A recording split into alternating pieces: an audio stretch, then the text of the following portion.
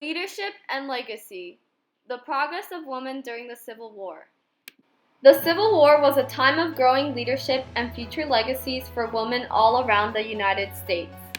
Lives of the American women were shaped by a set of ideas that historians call the culture of true womanhood.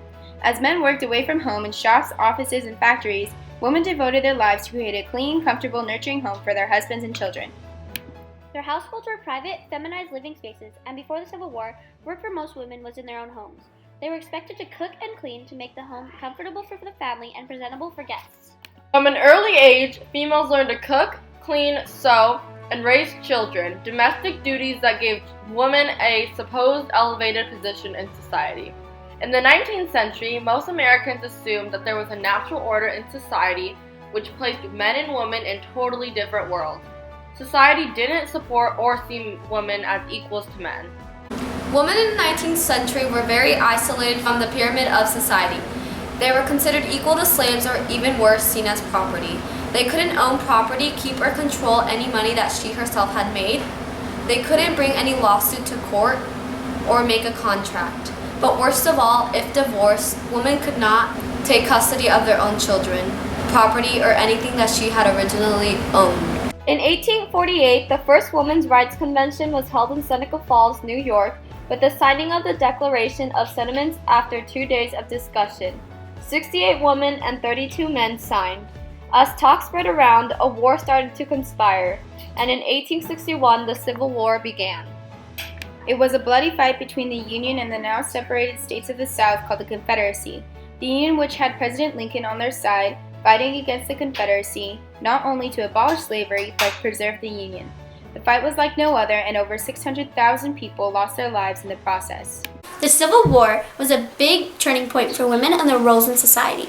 Once the war broke out, men from all over the country joined ranks, leaving jobs and duties behind that women quickly filled. They turned their attention to the world outside of the home.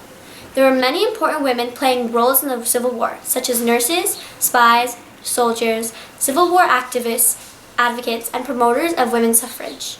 They were engaged in supplying the troops with food, medical supplies, clothing, and even money through fundraising. Others took directly to caring to the wounded, treating the sick, and ensuring the health of the soldiers. Women were definitely a big contributor to the war effort.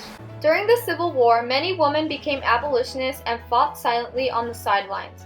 One such woman was Susan B. Anthony. Susan was a key figure in the women's rights movement and was co-founder of the first women's temperance movement. Another inspirational woman abolitionist was Elizabeth Cady Stanton.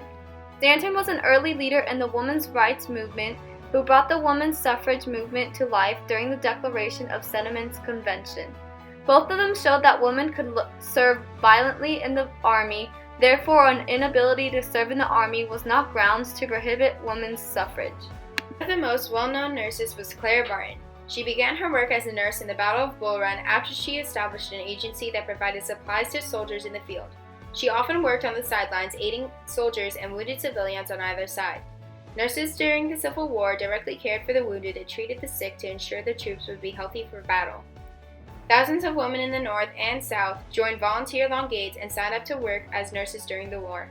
Other than nurses, some women found jobs as soldiers. Women fought out of a sense of patriotism to help eradicate slavery, to earn money, and to escape a difficult or unsatisfying home life. Others wanted to accompany family members into battle instead of enduring separation. However, because of being a soldier was a job run by men, many women disguised themselves to join. Women from both sides chopped off their hair, bounded their chest under heavy clothing, traded in their dresses for guns, and fought for the side they believed in. They risked imprisonment if they were caught. The first woman known to disguise herself was Frances L. Clowen. She was a farmer's wife in the 19th century who couldn't bear being away from her husband. Fighting for the Union, Frances was only wounded 3 times out of the 18 battles she fought in, and captured once. Over the years, there were over 400 documented cases of women who fought as soldiers in the war. Disguised as men, they fought alongside others for their cause. Many women volunteered to help in the war effort, but not all were on the front lines. Information about the enemy was a key weapon on war, and hundreds of women spied for the Union and Confederacy, such as Rose O'Neal Greenhow. Rose was a leader in Washington society and was one of the most well-known spies in the Civil War. By 1865, the war came to an end with lives lost on both sides. With the defeat of the Southern Confederacy, the Civil War's lasting effects include abolishing the institution of slavery in America and firmly redefining the United States as a single, indivisible nation. Over the 6 years, women began to realize that their own legal political rights had been neglected. Although the majority of women were forced to return to their traditional domestic roles, this period marked a significant turning point in women's history. Following legacies left a mark on society that can never be forgotten. The women's rights movement had been gathering a following shortly before the war, and it resumed after the war's conclusion. Another was the image of female empowerment. During wartime, this brought the movement new energy. Women were now getting recognition, as when President Andrew Johnson wrote a letter praising Union spy Sarah Thompson, calling her women of the highest respectability. Clara Barton, also called the Angel of the Battlefield, used her war experience to establish the American Red Cross. It was the first time in America that women played a significant role in a war effort.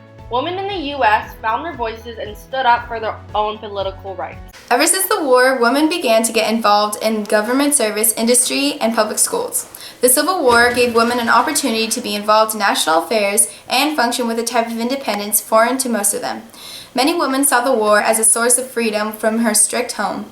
Women had a chance to control their own lives, earning their own money, and managing their own finances. Some women were no longer complacently filling the roles they had filled before the war.